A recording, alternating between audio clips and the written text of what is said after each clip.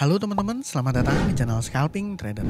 Ya kembali saya sedikit sharing ya saham yang menurut saya menarik untuk swing pendek ya atau swing mingguan gitu ya untuk periode tanggal 22 sampai 26 September 2025. Jadi sebelum masuk ke pembahasannya disclaimer kalau saya tidak mengajak teman-teman beli, saya tidak mengajak teman-teman jual. Jadi teman-teman wajib melakukan analisa ulang. Kenapa? Karena trading saham atau investasi saham itu mengandung resiko dan resikonya sepenuhnya menjadi tanggung jawab masing-masing gitu ya teman-teman. Dan ini sedikit review saham yang saya informasikan di minggu lalu dan ya menurut saya semuanya nggak ada yang perform ya, semuanya nggak ada yang perform. GZCO saya akhirnya TP 1%, nanti saya jelasin. Kemarin kalau nggak salah saya bilang ya GZCO saya TP 1% karena MG-nya nggak bikin saya tenang dan saya mau switching alasannya. Saya mau switching dan saya pindah ke BRMS dan ya keputusan yang luar biasa tepat, cuma yang nggak maksimal juga tetap ya.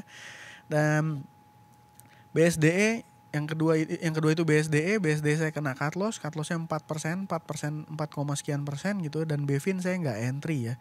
Alasannya kenapa nggak entry karena opennya jelek pada saat itu, nanti saya bahas satu persatu gitu. Dan ya di tanggal 22 sampai 26 September itu saya punya dua saham yang masih saham kemarin gitu ya. Masih saham kemarin yang udah saya sharing ke teman-teman yang sudah join di YouTube membership. Ya dua ini dan satu lagi BRPT. Ini BRPT menurut saya baru ada indikasi oke gitu ya. Ini mungkin satu-satu pembahasannya GZCO ya. GZCO gimana? GZCO menurut saya ya masih oke sih karena dia dijaga di support. Ya di support 200-an masih belum break. Data transaksinya cuman nggak bikin saya tenang. Kenapa? Karena ini MG-nya jualan. Tanggal 18 juga dia jualannya lumayan gede gitu ya. Ya intinya apa? Intinya memang dia masih dijaga dan model saham kayak gini nih suka lama dan bisa jadi apa ya istilahnya ya, dua kali putaran gitu ya. Jadi ya bisa jadi nanti dia turun lagi ke sini terus dia mantul lagi dan geraknya masih akan lama dan volumenya ini belum reflect ya, belum menunjukkan tanda-tanda oke. Jadi waktu itu alasannya saya TP dan TP-nya tipis cuma 1%-an, 1, sekian persen netnya gitu ya. Nah Bevin gimana? Bevin saya nggak entry teman-teman. Kenapa alasannya saya nggak entry? Saya bilang nih price action oke, tapi dia opennya jelek, opennya langsung tinggi banget terus merah pada saat hari Senin ya, hari Senin tanggal 15. Jadi saya akhirnya dan ke distract sama saham-saham emas kalau nggak salah di minggu lalu, awal minggu lalu. Jadi saya nggak fokus ngeliatin Bevin. BSDE gimana? BSDE saya cut loss. Wah BSDE saya cut loss 4, sekian persen lah ya. Ya memang gimana ya, nih saham aduh saya mau bilang ini jelek juga. Sorry. Ini chartnya sorry. Saya mau bilang saham ini jelek juga sebenarnya enggak tuh ya, tapi kena cut loss saya nih. Data transaksinya gimana? Ya, ini masih ada CC yang konsisten beli gitu ya. Ya sebenarnya ini saham-saham properti terjadi di 3 saham properti yang menurut saya ini agak-agak aneh gitu ya. Nggak masuk logika saya. Teman-teman lihat ini ya. Tanggal 19 CC buyer beli ya 56.000 lot gitu ya. Di tanggal 19 ya. Nah saya coba tarik mundur Broksumnya dari awal Agustus. Let's say saya tarik sampai tanggal 1 dan di resist terakhir ini tanggal let's say tanggal 28 lah ya. 28 Agustus. Ini saya ajak teman-teman untuk coba deep dive gitu ya. Nah, dari mulai periode tanggal 1 sampai 28 Agustus ini CC adalah net broker yang jadi mover net buy top satunya gitu ya. Dan dia punya average di 10.30 yang mana 10.30 ini adalah average dia itu adalah harga-harga saat ini. Jadi ya sebenarnya kalau secara teknikal ini udah break udah cut loss gitu ya, udah breakdown gitu ya. Tapi data transaksinya ini belum ada distribusi dan justru ketika penurunan yang cukup lumayan dalam kemarin 18 lah saya tarik ya. Ini saya bikin today biar gampang 19. No, dia masih beli gitu. Ya, ini juga bahkan terjadi di saham Asri. Ya, Asri turunnya dalam banget nih teman-teman. Asri turunnya 5,5%. Dan ini sih saya syukurnya mah hoki ya jatuhnya ya, karena saya beli 168 dan saya jual di berapa ya 18 sekian lah. Pokoknya profit saya di Asri. Alasannya kenapa waktu itu saya profit alasannya kenapa waktu itu saya TP karena kejedot resist dan saya TP dan bener ya sahamnya turun, tapi proses penurunannya juga ini belum ada distribusi. Dan ini juga case-nya sama saham yang nanti mau saya bahas, Pewon gitu ya. Jadi ya nggak tahu deh nih anomali saham-saham properti. Mungkin saya salah ya, tapi menurut saya mereka lagi melakukan markdown ya. Kalau teman-teman yang belajar Wyckoff Cycle gitu ya, dia lagi melakukan markdown dalam periode pendek gitu ya. Tujuannya apa? Tujuannya untuk nurunin penumpang, mungkin ya, nurunin penumpang. Tapi apapun itu ya, selama kita udah punya trade plan sih sebenarnya udah tenang aja ya. Nanti tinggal kalau dia hijau lagi tinggal kejar gitu ya, nggak masalah. Oke, saya mau bahas yang pertama itu dari mulai saham Buka ya. Jadi Buka ini sudah saya mention dari tanggal 18 September. Nah, cuman di tanggal 18 September itu di sini saya tulis ya. Karena chartnya kayaknya Buka udah saya tulis belum ya? Sorry, Buka. Nah, udah ternyata. Jadi Buka ini saya kemarin bilang buy areanya di 155 160. Ternyata low-nya itu di tanggal 19 September 161. Nih ya, lihat di sini ya. Low-nya 161, low-nya 161, jadi area buy-nya ini saya area buy yang saya set itu salah karena nggak kejemput ya. Tapi karena saya ngelihat saham Buka pada saat opennya oke gitu kan, ini dapat impuls dan dia dijaga di area sini gitu ya, saya memberanikan diri waktu itu entry 2 kali ya, dua posisi entry, dan akhirnya saya punya barang di average 166. Dan saya nggak tahu nih teman-teman ada yang ikut apa enggak, berani ngehajar di atas apa enggak ya, mungkin tulis komen di bawah ya. Tapi kalau teman-teman yang ikut dan berani nge-HK harusnya saat ini udah floating profit. Terus gimana data transaksinya? Data transaksinya ini sebenarnya ada sedikit hal yang meragukan, tapi ada sedikit hal. Jadi ada kabar baik dan ada kabar buruk, ada kabar kurang baik gitu ya. Kabar baiknya apa? Kabar baiknya LG masih mencatatkan beli bersih dalam jumlah yang besar juga gitu ya di tanggal 19. Itu kabar baiknya. Kenapa LG menurut saya penting untuk diperhatikan? Karena di periode kenaikan di saham Buka ini, di periode kenaikan dari mulai let's say saya tarik dari bulan Juli lah ya, awal Juli ini ya. Nah, sampai di harga tertinggi tanggal 25 Agustusan. Nah, bayarnya adalah LG. Dia punya average 148. Jadi LG ini sangat menurut saya mover gitu ya, ya vital di sini gitu ya. Gitu. Jadi dia smart money-nya ini menurut saya ya teman-teman, seperti itu. Dan di tanggal 19 ya, di tanggal 19 ini LG masih di sisi buyer. Artinya apa? Ini masih jadi indikasi yang oke. Trennya masih oke. Cuman kabar kurang baiknya apa? Di tanggal 19 itu kan ada rebalancing foreign index. Saya nggak tahu nih indeksnya apa ya. Saya lupa deh. Ada pokoknya rebalancing index. Dan ya Buka ya positif sih sebenarnya, dapat inflow gitu ya, dapat inflow dari BK. Cuma biasanya ini based on history aja, berdasarkan pengalaman saya, saham yang ketika efektif debt rebalancing gitu ya, dia gap up kencang, besokannya suka merah gitu ya. Dan ya makanya kalau teman-teman punya barang ya, nanti teman-teman tetap keputusannya ada di tangan masing-masing ya. Tapi kalau menurut saya selama belum ada distribusi, ini masih tanda yang menurut saya masih oke sih. Kalau mau entry gimana? Ini kan sebenarnya udah plannya di hari Jumat kemarin gitu ya. Kalau baru mau entry gimana ya, harusnya sih sebenarnya nunggu merah lagi ya, karena nih posisinya udah nanggung. Saya sharing ini ke teman-teman yang sudah join di YouTube membershipnya aja di tanggal 18 gitu ya. Jadi mudah-mudahan yang join di YouTube membership ini posisinya floating profit, dan kalau masih profit ya tinggal enjoy the ride gitu ya. Seperti itu menurut saya Buka masih oke juga ya.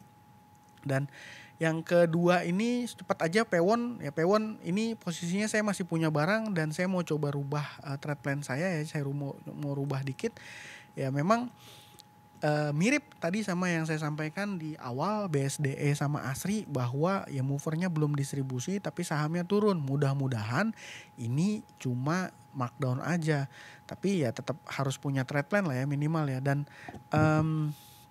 sebentar, saya punya Pewon itu average saya di 386 teman-teman. Average saya di 386 dan posisinya saat ini saya lagi floating loss kurang lebih 1, sekian %. Dan karena saya mengeset stop loss itu biasanya berdasarkan risknya ya, berdasarkan value uang. Jadi nggak selalu terpaku sama stop loss persentase ya. Makanya ini adjust banget teman-teman, harus mengerti gitu ya. Karena kalau teman-teman trading nggak ngerti portfolio management, risk reward lot sizing, entry size-nya nggak sesuai gitu ya. Mungkin saran saya jadi agak ini ya, Ya tapi itu trade plan saya gimana? Nah, trade plan saya sedikit saya lebarin ya, saya berani saya lebarin ya mungkin nggak terlalu lebar banget juga ya, mungkin di 45%-an di sini ya 368 mungkin ya. Saya akan lebarin trade plan saya ke 368. Jadi ini saya rubah saya punya trade plan ini saya rubah jadi ke 368. Lebih kecil dari 368.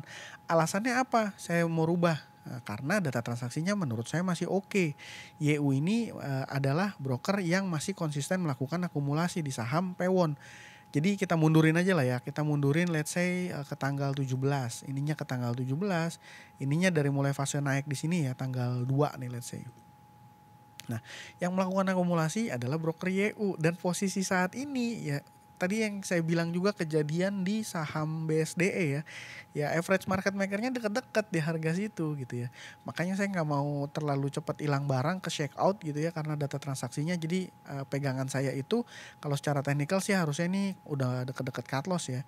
Tapi saya lebarin, jadi saya lebarin sampai ke sini.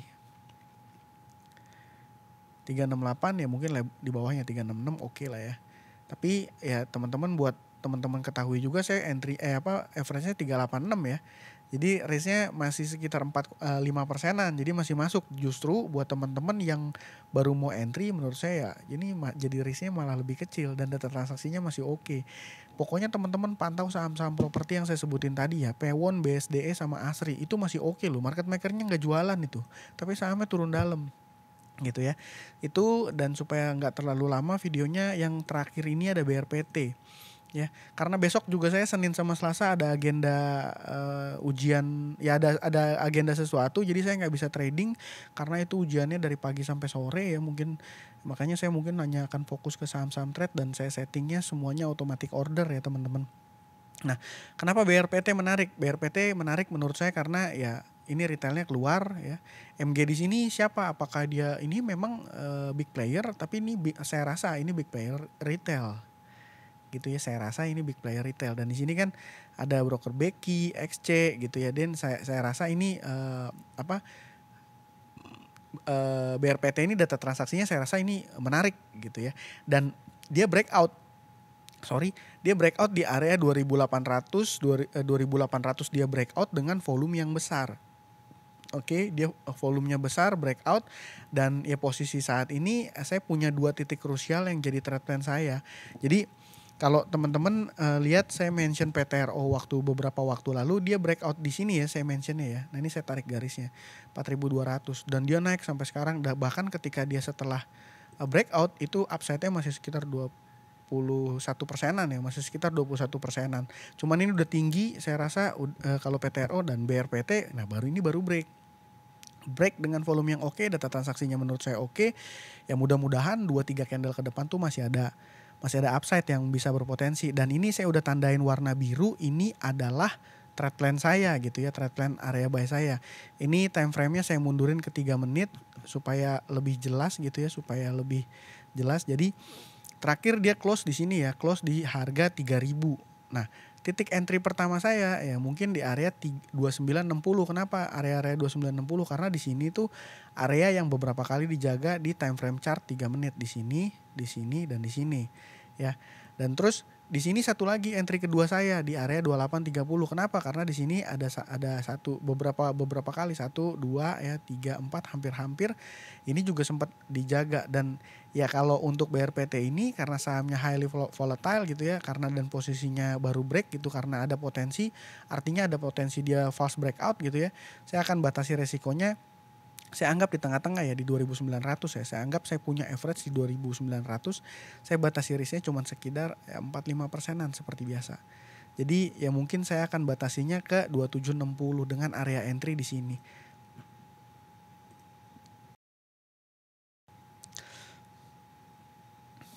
Sorry, ini area entry-nya saya tulis di sini ya.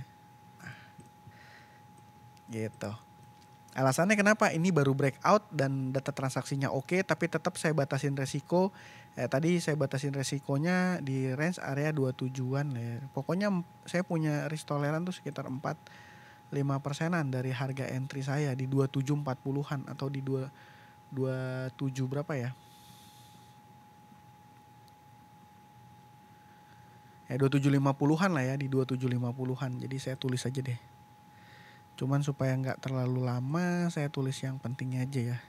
BRPT SL 27. Ya, saya bikin tanggal hari ini.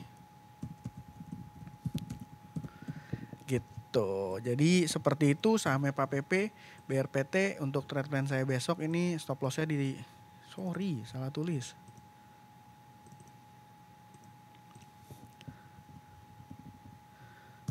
2750. Jadi itu ya teman-teman. Untuk minggu depan saya masih pegang buka, Pewon masih buka, masih pegang gitu ya. Ya Pewon ini memang rada-rada anomali, dia barengan kompak ya market makernya ya, market maker saham-saham properti kompak. Dan yang baru ini BRPT, karena kenapa baru breakout, data transaksi oke, volumenya oke. Gitu ya teman-teman. Semoga apa yang saya sampaikan ini bermanfaat dan bisa kasih cuan ke teman-teman semua. Itu aja dari saya kali ini. Terima kasih buat teman-teman sudah menonton. Salam cuan. Thank you.